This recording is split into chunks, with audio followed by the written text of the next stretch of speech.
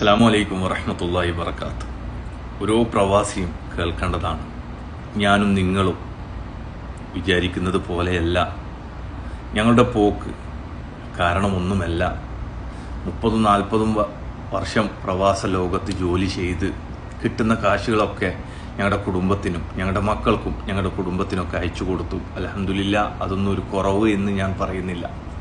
മക്കൾക്ക് പഠിക്കാനുള്ള സൗകര്യങ്ങൾ ഏത് ബാപ്പാരും ചിന്തിക്കുന്നത് എൻ്റെ മക്കൾ ഉന്നത വിദ്യാഭ്യാസത്തിലെത്തി പ്രവാസ ലോകത്തേക്ക് വരാതെ നാട്ടിൽ തന്നെ എന്തെങ്കിലും ഒരു ജോലി നൽകണം എന്നൊക്കെയാണ് ആഗ്രഹിക്കാറുള്ളത്. ഞാനായാലും നിങ്ങളായാലും എല്ലാവരും പറഞ്ഞു വരുന്നത് 30-40 വർഷം ഞങ്ങളിങ്ങനെ ജോലി ചെയ്ത് ഞങ്ങളുടെ കയ്യിലൊന്നും ഉണ്ടാവില്ല.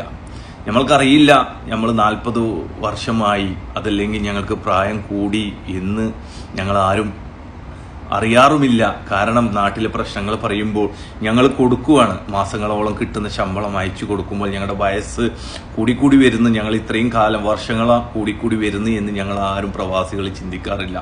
ഇത് പറഞ്ഞു വരുന്നത് ഈ 30-40 വർഷമാവുമ്പോൾ ഞങ്ങളുടെ മുടിയൊക്കെ നരച്ച് ഞങ്ങളുടെ ആരോഗ്യമൊക്കെ കുറയുമ്പോൾ ചില കമ്പനികളിൽ നിന്ന്, അതല്ലെങ്കിൽ ചില ഇങ്ങനെ മറ്റുള്ള ജോലിയിൽ നിന്നൊക്കെ പറയും 40 വർഷമായില്ലേ, നിങ്ങൾ പോയിക്കോ എന്നൊക്കെ. അങ്ങനെയൊക്കെ പോയിക്കോ എന്ന് പറയുമ്പോൾ കയ്യിലൊന്നും ഉണ്ടാവില്ല. കാരണം ഞാൻ ആഗ്രഹിക്കുന്നില്ല എൻ്റെ കയ്യിൽ ശേഖരിക്കണമെന്ന്. ഓരോ കാര്യങ്ങൾ ചെയ്യാണ്, എനിക്ക് വയസ്സ് കൂടുന്നുണ്ട് എന്ന് ഞാൻ ആഗ്രഹിക്കുന്നില്ല. അങ്ങനെ പോയിക്കോ എന്ന് പറയുമ്പോൾ ഞങ്ങൾ അവരോട് പറയുന്ന ഒരു വാക്കുണ്ട്, എനിക്കൊരു വർഷമെങ്കിലും കിട്ടിയിരുന്നെങ്കിൽ. എന്തിനാണ് ഈ ഒരു വർഷം അറിയോ? 40 വർഷം ജോലി ചെയ്തിട്ട് കയ്യിലൊന്നും ഇല്ലാതെ നിൽക്കുമ്പോൾ ഈ ഒരു വർഷമെങ്കിലും ജോലി ചെയ്ത് എന്തെങ്കിലും കിട്ടിക്കഴിഞ്ഞാൽ നാട്ടിലെന്തെങ്കിലും ഒന്ന് തുടങ്ങാം, അതല്ലെങ്കിൽ എങ്ങനെയെങ്കിലും ഒന്ന് ജീവിക്കാം എന്ന് പറയുന്നവരാണ് പ്രവാസികൾ അധിക പേരും.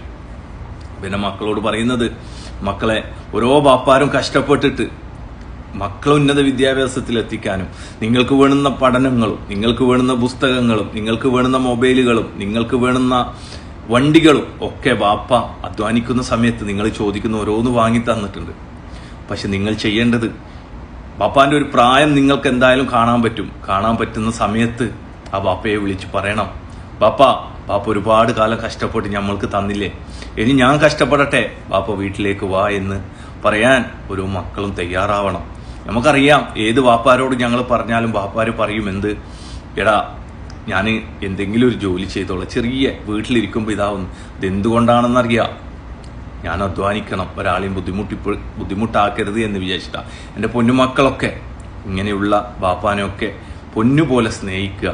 അല്ലാഹു തആല ബാപ്പാക്ക് ദീർഘായുസ്സും ആഫിയത്തും ആരോഗ്യം കൊടുക്കാൻ ദുആ ചെയ്യുക. അതുപോലെ തന്നെ ഞങ്ങളുടെ മക്കളൊക്കെ അല്ലാഹു തആല സാലിഹീങ്ങളാക്കട്ടെ, മാതാപിതാക്കൾക്ക് ഉപകരിക്കുന്ന മക്കളാക്കട്ടെ. ആമീൻ.